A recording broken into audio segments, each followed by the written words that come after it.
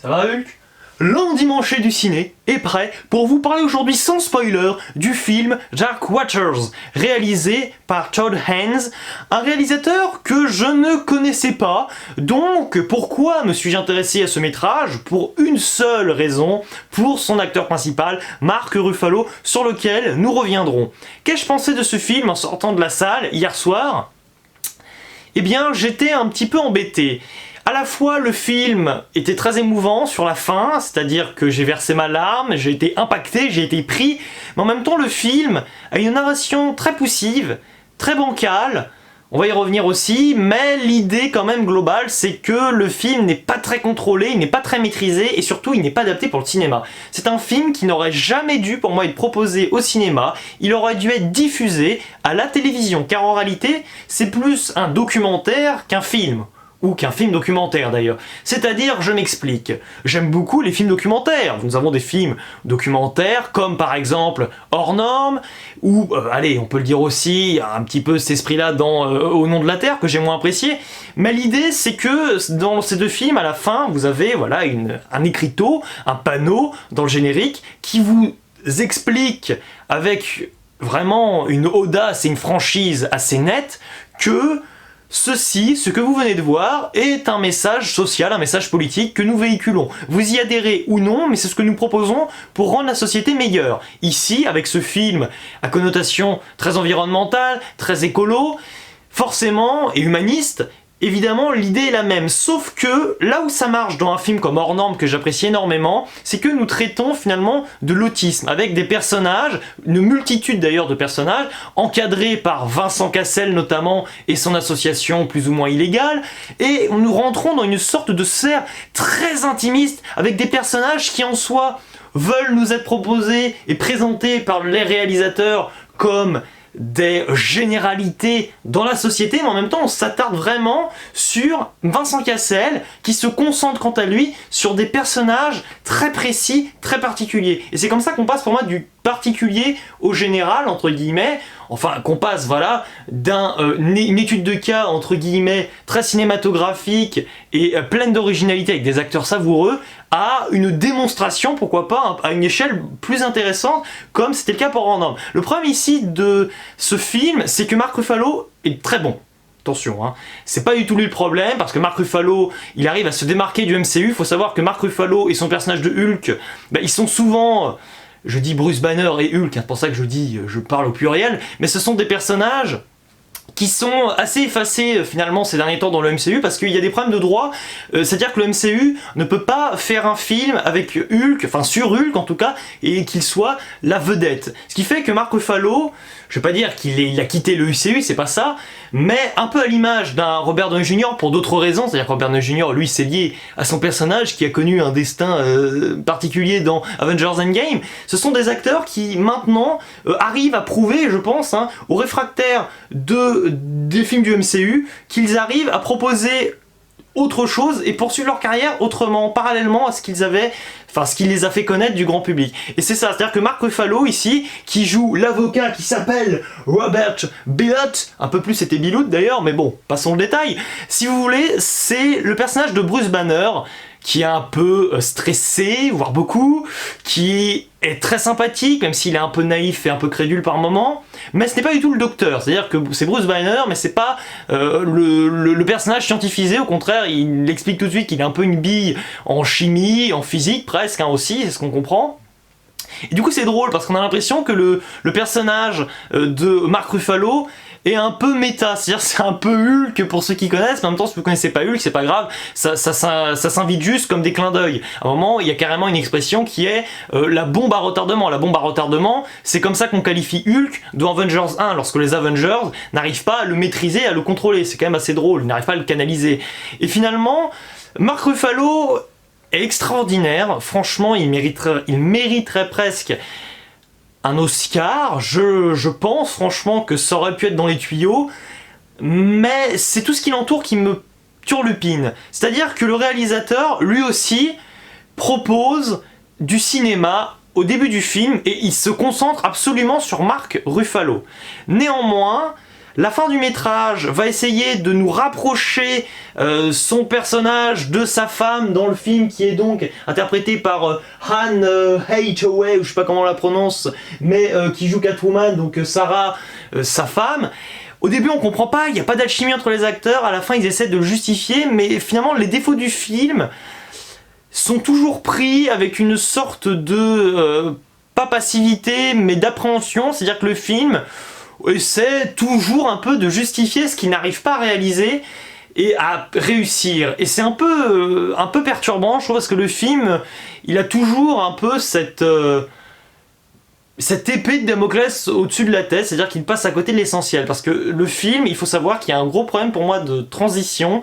Il est beaucoup trop événementiel, il est beaucoup trop factuel. Au début du film, vous avez des incrustations qui sont dans les coins des écrans, donc c'est pas très gênant, c'est-à-dire qu'on peut entrer et s'immerger dans le film, tout simplement, avec une narration plus ou moins réussie, mais au moins les incrustations et tous les faits, toutes les informations, toutes les dates qui nous sont révélées ont une importance, mais ce n'est pas la principale information à en dégager et en retenir du film. Alors qu'à un moment, il va y avoir des transitions pour passer d'une année à l'autre, alors souvent des transitions qui sont assez hachées, qui sont assez surprenantes, et du coup ça vaut le coup, c'est-à-dire que le pari est en train de marcher, mais vers la fin, on n'y est plus parce que ça devient vraiment, là c'est le passage à mon avis où il y a vraiment le plus d'aspects documentaristes là-dedans. Là par contre on est vraiment dans une année, c'est cause-conséquence, cause-conséquence. Et le problème de ces causes-conséquences, c'est que ça crée un film qui est très décousu, qui est très débridé, qui est un peu explosé. C'est-à-dire que vous avez des personnages évidemment avec qui on va se jouer un peu dans le temps et avancer dans la chronologie de manière très poussive et très exagérée. Et ça crée des décalages entre un acteur qui, lui, peut avoir l'impression qu'un fait est totalement ancien et complètement dépassé, et je dirais pas qu'il l'a oublié, mais qu'il l'espère plus qu'autre chose, alors que le spectateur, lui, en a conscience parce qu'il vient de le vivre, et avec l'acteur, il y a seulement 3 minutes. Et ça colle moyennement parce qu'à un moment on s'identifie plus vraiment au personnage, même si on est plus ou moins pris, plus ou moins ému en fonction, parce que voilà, c'est quand même le bon samaritain, il n'y a pas de problème là-dessus.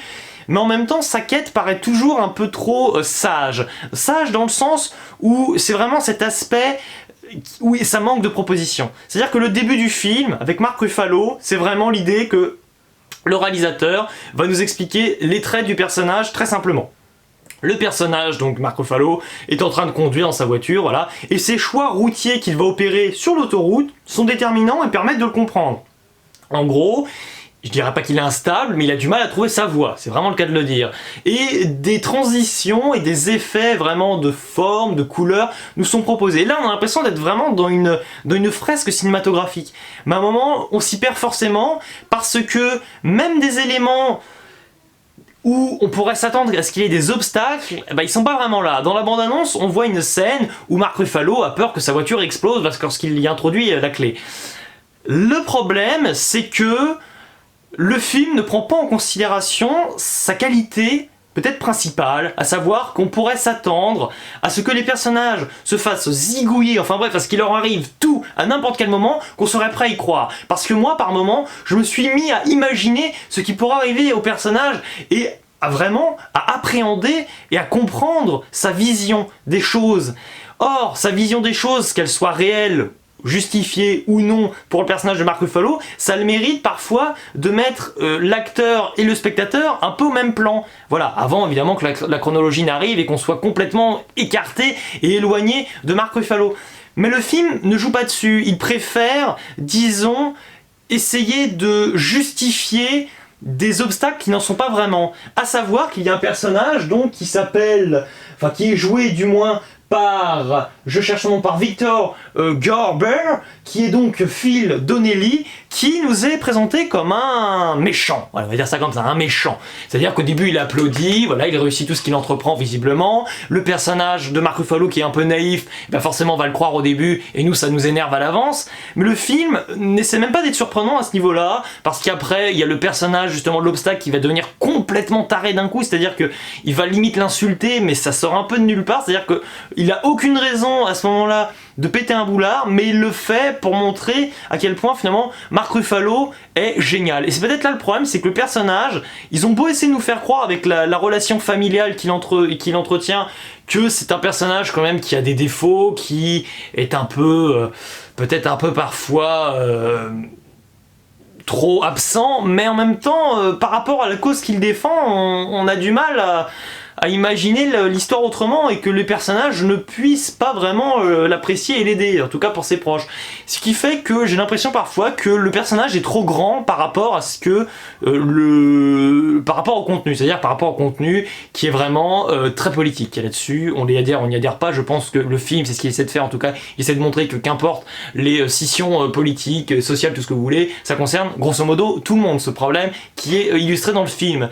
Mais c'est vraiment ça. Du coup, ça crée souvent des décalages, notamment avec des narrations qui reviennent un peu en cours de route, c'est-à-dire que pour justifier et pour créer des liens qui sont assez intelligents à la base entre la famille et puis l'argent, on va essayer vraiment de jouer sur la cupidité des personnages. Mais le personnage de Mark Ruffalo est vraiment le gars trop chic, trop parfait, et c'est vraiment ce que je lui reprocherais presque, c'est que voilà, il a pas vraiment de vice, il a pas vraiment de problème en soi, enfin il a des problèmes bien sûr, mais disons que c'est indépendant de sa volonté. Ça crée un personnage un peu trop idéalisé, et il est un peu trop glorifié à mon goût, en tout cas pour la vision du spectateur, parce que ce que le film essaie de faire, encore une fois, c'est de vraiment nous montrer, soi-disant, les imperfections du personnage, qu'il n'arrive pas vraiment à faire. Après il y a des interactions avec des personnages qui sont un peu caricaturaux, comme le fermier, voilà, qui est interprété par Bill Camp, voilà, donc Wilbur, qui a une voix un peu trop grave, c'est-à-dire qu'on sent que des fois, à la base, il a une voix à peu près normale, et puis quand il s'énerve, il fait oh, voilà. Ça fait un peu cliché rural là, qui sort tout droit de nulle part. Bon, c'est un petit peu dommage. C'est vraiment aussi le personnage où ça manque un peu de forme, c'est-à-dire que il sort de nulle part, il débarque un peu comme ça. Le film a du mal à se cadrer, et en même temps, c'est un peu ce que je trouve qu'il ne fait pas assez à la fin, lorsqu'il part un peu dans tous les sens en mode documentaire. Donc c'est un film un peu bipolaire qui s'y perd tout seul et qui nous perd aussi. C'est-à-dire que moi des fois j'étais un peu perdu, je comprenais plus vraiment où il voulait en venir. Enfin, on voit où il va en venir, mais on comprend pas comment il va y arriver, et il le fait un peu maladroitement, comme il le peut, par pastiche presque, et c'est toujours un petit peu délicat, vous l'avez compris. Donc écoutez, je mettrai à ce film un 5 sur 10, je le reverrai, parce qu'il a des défauts, il a des qualités. En qualité aussi, c'est qu'il y a quand même quelques petits moments cinématographiques, mais pas assez, et c'est dommage, parce qu'il y a vraiment du potentiel avec ce film, un potentiel assez fou. Il y a une scène à un moment au tribunal, quand même j'y viens, où on s'attend à ce que le ton soit très sérieux. Mais le ton, voilà, on a l'habitude que, par exemple, dans un film comme La Voie de la Justice, évidemment, les affaires soient prises vraiment au pied de la lettre, avec une tension dramatique terrible, et là finalement vous avez l'accusation et la défense qui sont en train de se jeter, se balancer des punchlines qui deviennent presque surréalistes, et ça fait un bien fou dans le récit parce que ça devient jouissif. On se dit ah ça y est, enfin le film se libère d'un poids, il n'essaie pas d'être trop réaliste voire réel, il essaye vraiment de se dégager, de briser les chaînes et de, je sais pas, de chercher vraiment à nous proposer quelque chose, parce que là ce qu'on nous propose, en voyant l'écriteau final, où grosso modo, hein, je spoil un peu, mais bon voilà, la population française, la population mondiale doit réfléchir un peu, en gros c'est l'idée, c'est-à-dire qu'on essaie de nous bouger, nous secouer dans nos fauteuils. Mais j'ai envie de dire qu'avec n'importe quel film, on peut en arriver à cette conclusion. C'est-à-dire que le film, finalement, la fin en soi est très légitime, mais tout le parcours qui est accompli m'a semblé un peu trop chaotique. Mais pour les acteurs qui étaient plus ou moins très bons, peut-être parfois un peu mal dirigés, mais Mark Ruffalo est excellent, je ne peux que vous recommander d'aller voir ce film. Il ne me reste plus qu'à vous dire ciao et à la prochaine. Alors, je vous avais manqué. Salut, c'est Landy... Oh